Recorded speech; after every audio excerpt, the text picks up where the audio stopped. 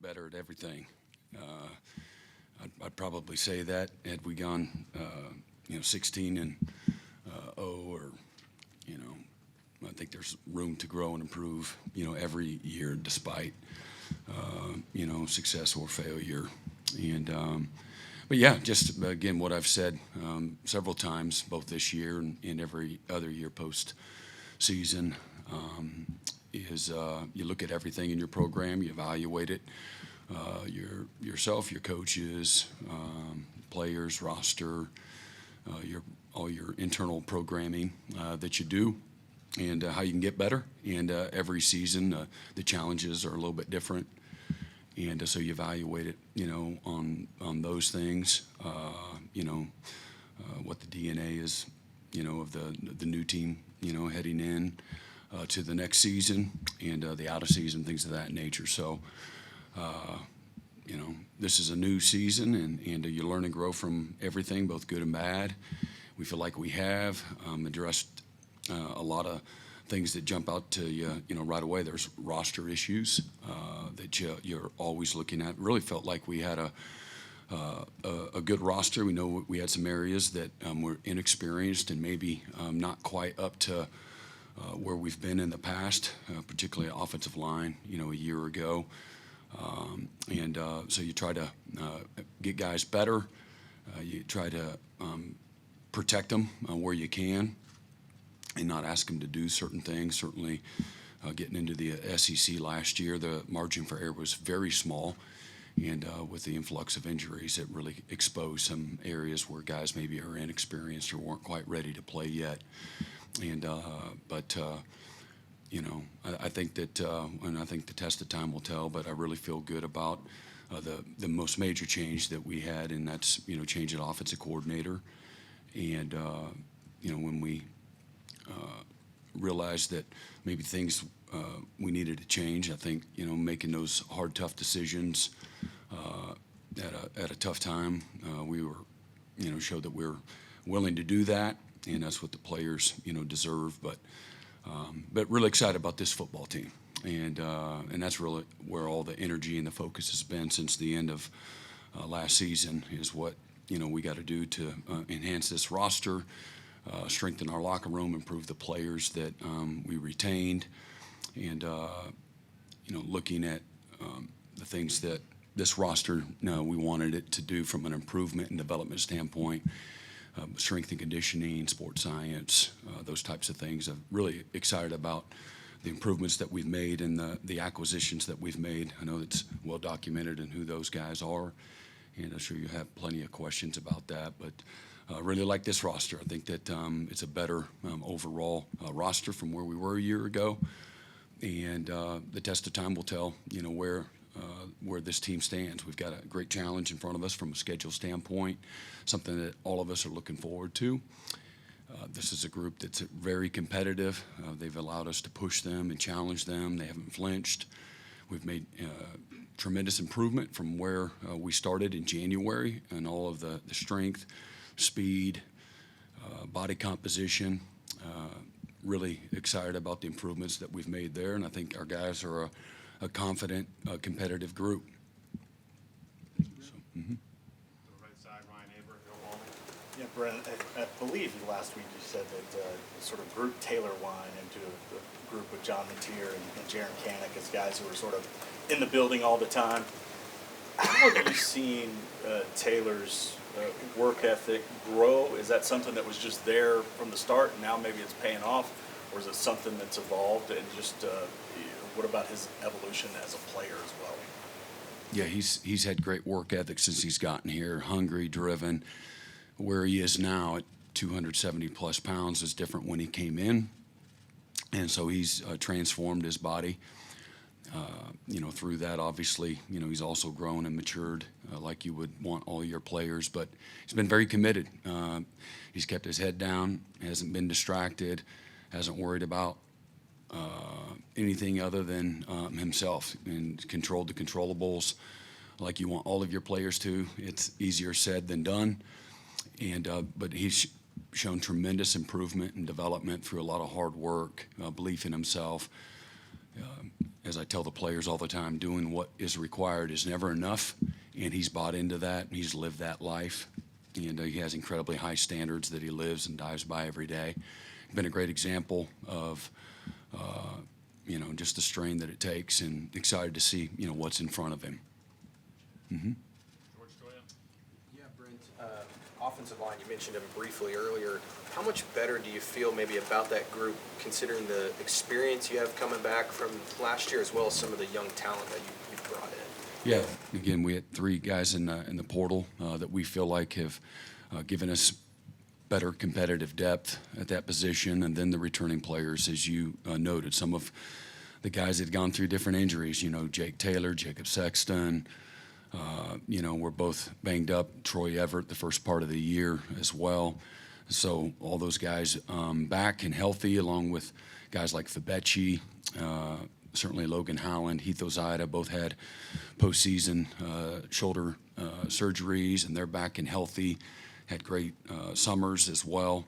And then the influx of some of the young guys, in Mike Fasusi, Ryan Fogier, in particular, Daniel Akinkume, as well, has really made some good progress. Eddie Pierre-Louis, again, he had not gotten here until last summer, so he was a little bit behind mentally, fundamentally.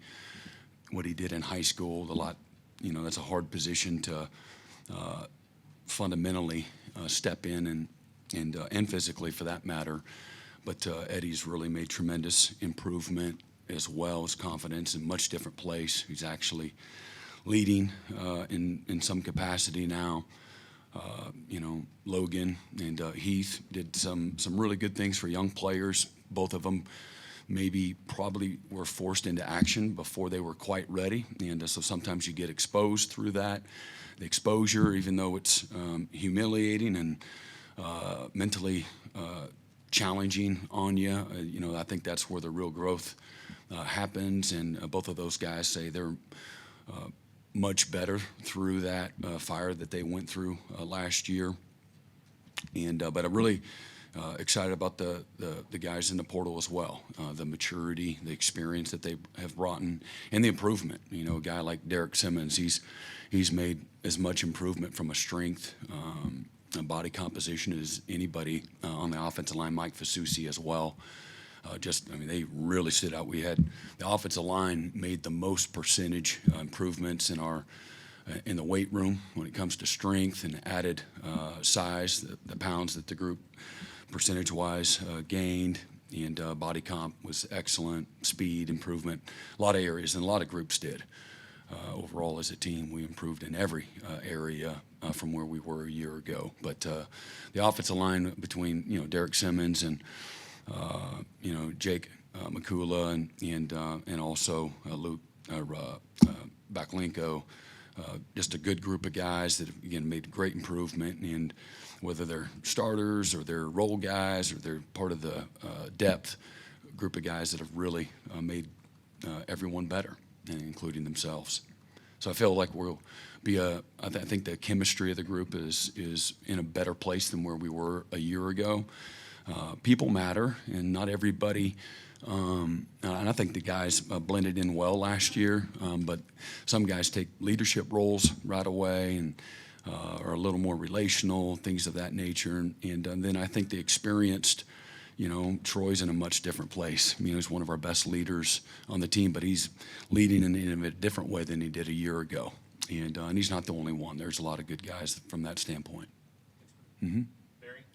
Yeah, Brent, you got a 29-year-old offensive coordinator, and he's been asked to run the offense. What are the pros and cons of a guy that young having such a leadership role? Well, again, there'll be plenty of things that you learn and you grow, you adapt to. That was maybe a first time. I don't know what all those things are. We'll find out. You lean on the staff if you're going to be successful. As a coordinator, you're not going to do it alone. Can't play quarterback alone. Can't be the head coach and do things alone from this position either. If you're going to be successful, it's going to take everybody. And so I don't think that his role is any different from that standpoint. But I think having great self-awareness, understanding your schemes and what the strengths and the weaknesses are is important. I think he's got great depth of knowledge of the inner workings, and he got a great group of people around him that he surrounds himself with in the staff room that'll help him navigate and manage those things. So you got to go through it, as a young coach and figure all those things out. But he's had his pedigree has been really good. He's had great success. He's done more with less, as I've noted in the past. Very confident, and there's a really good system systematically that has proven to have elite level, high level success for a long time. And I feel like he has a great understanding and knowledge of it, and a great humility to make the changes and to adapt and pivot where he needs to, along the way. Next to Barry, we'll go to Mason Young. Yeah, Brent, you talked about trying to kind of protect guys in camp and get them healthy going into the season. How much more of a challenge is that now with the House settlement, taking your roster down maybe minus 10 guys from last year to keep those guys healthy, protected? Yeah, a lot of times during camp, the scouts don't do a whole lot. The scouts, if they're good enough to get into a three-man rotation, you really rep 3 teams in fall camp. And as you get closer to game week, within those first 2 weeks, the 3-man rotation's over and you're in a 2-man rotation. Then is when you get into your scout teams, when you start doing some opponent prep. But they don't get as much.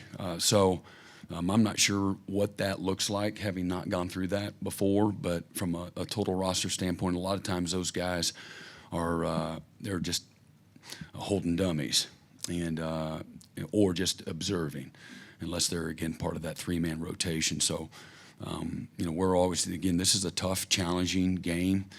You can't practice, in, walkthroughs and be ready to compete at a high level in this conference. So you got to do the really hard, tough things. And you got to practice physicality in order to play physical. This is a league that's defined by the trenches. And so that got to challenge our guys and do a good job of figuring out what that balance is, what that looks like. And injuries, this is a violent game. Injuries are part of the game. Last year, you feel like that was the first time I've been through that. So again, in a 30-year career, that's an aberration. I think that would qualify for that. And but you're always, you got to lean in on, there's a lot of data. There's a feel for things.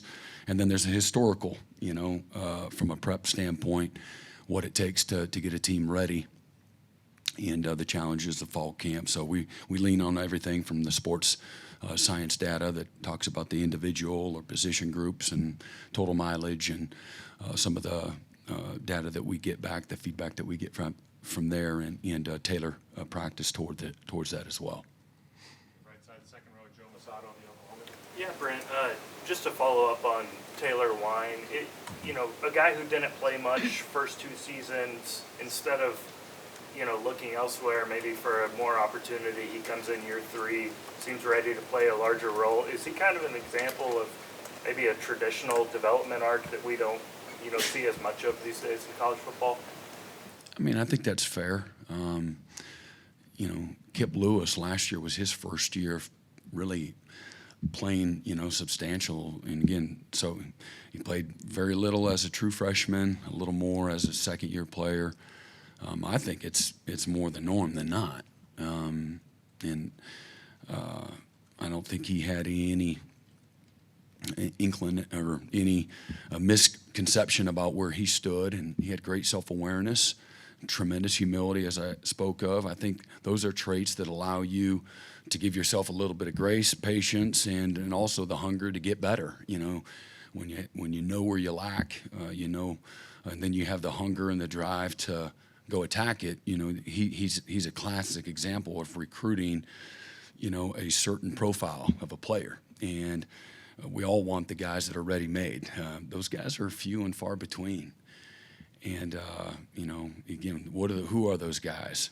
Tommy Harris, Adrian Peterson. I think Sam Bradford redshirted. Baker walked on. Kyler went through a few years before he ever found a starting position, and in college, and some of the best players that we've had. It's year 3, year 4, year 5. I can run out of fingers and toes of guys that were first-round draft picks that redshirted, and that didn't start a college football game until their 3rd or 4th year.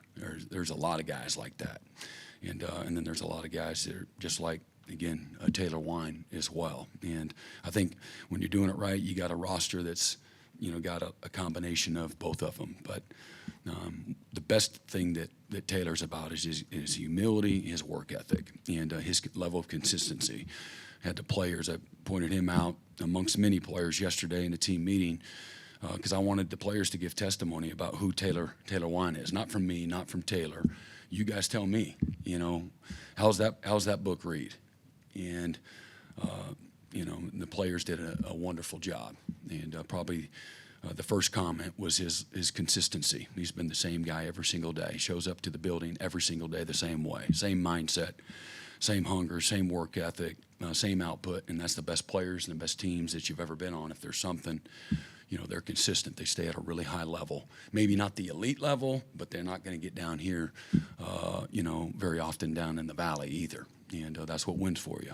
Is that something you usually do? Maybe pick out a guy and then have his teammates talk? Yeah, about lots of guys. Just trying to affirm guys, and also I want to hear from them, and I want them to know each other. I want them to have great awareness too of what is around them.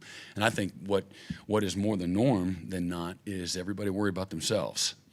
Social Darwinism, survival of the fittest, and I don't think that's conducive to having a really connected team that has great trust and respect and love for each other. When you have a lot of guys that are just about themselves. So I think having a genuine appreciation for everybody is one of the foundational principles to having a great locker room and a successful organization.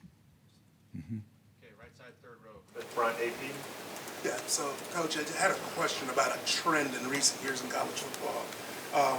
So last season, there were the most two-point attempts in Division I since 1978, most converted since 1970, made it the highest percentage since 1984, just under 46%.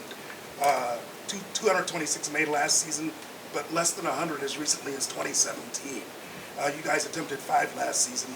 What is your approach to that, your thought process, and what are you seeing overall? Yeah, some of it's, the point in time in the game where a 2-point conversion is really, it's the only choice based on a lot of data that everybody has the same information, when to go for it and when not to. But yeah, there's been a lot more. That's, I think, more and more people. I know every team in the SEC,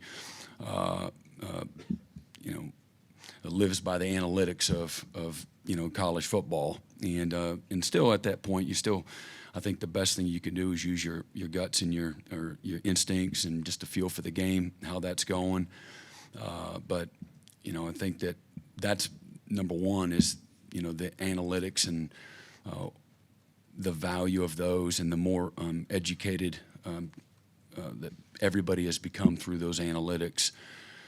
And to your point, the success rate has been very high, historically speaking. So I think you see people start the game, and they're trying to create some momentum and get people on their heels early too. You see all different types of strategy when utilizing the 2-point conversion. Come to the left side, second row, Hannah Hoover, KOCO. Yeah, John Mateer and Jake Knott were the obvious transfer portal headliners. What is it about them that's going to give SEC teams fits this season? Well, I don't know how much fits they're going to give the SEC.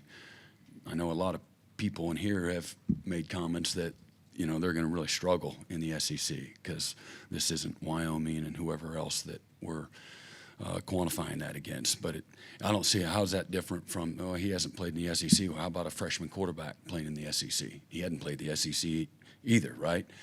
But there's been plenty of young players that never played college football until their freshman year, and then they do really well. So I think for those guys in particular, why I believe in them, I think they've got a lot of natural talent. I think they got instincts. They got belief. They've got tremendous work ethic.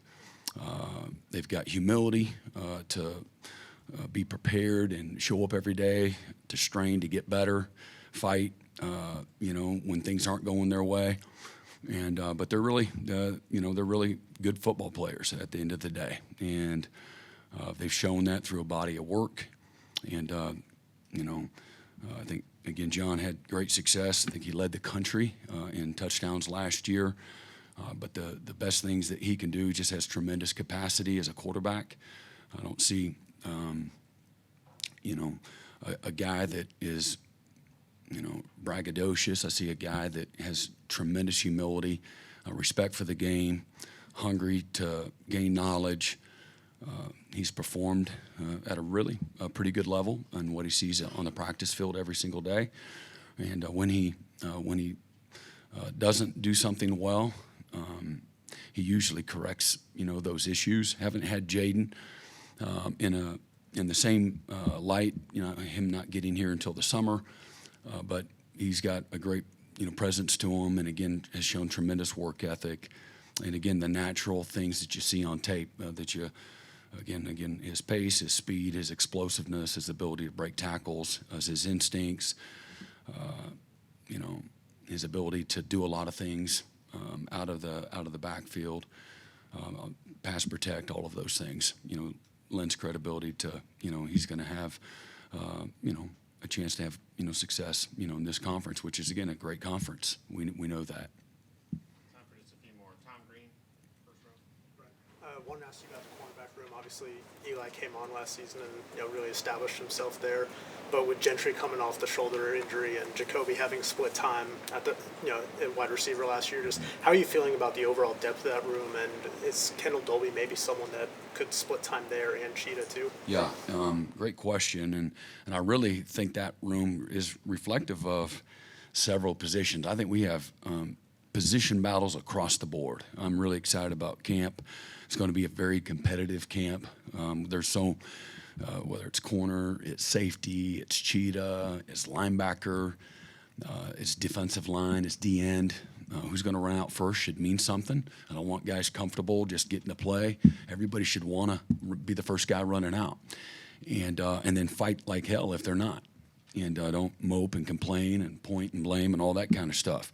Show up and compete, lay it on the line every day. But I think the same thing goes for the offense, at receiver, at offensive line, at running back, tight end, even at quarterback. I really like the competition.